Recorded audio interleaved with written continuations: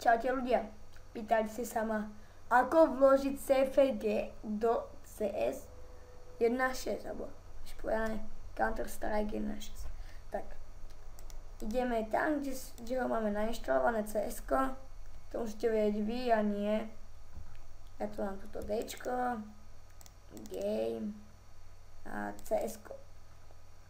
Sme v CS-ku, tu máte nainštalované CS-ko, tu máte uninštalované, to je nainštalované sa púšťa, tak pôjdete do CS3, vložíte si nejaké CFG, napríklad to moje, ja ho tu mám, ale to nevadí, dáme ho znova, nič sa nestane, je to rovnaké. Ok, je to tam. A teraz,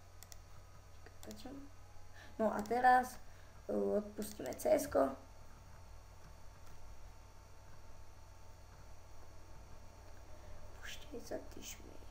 Púšťaj sa ty šmejt.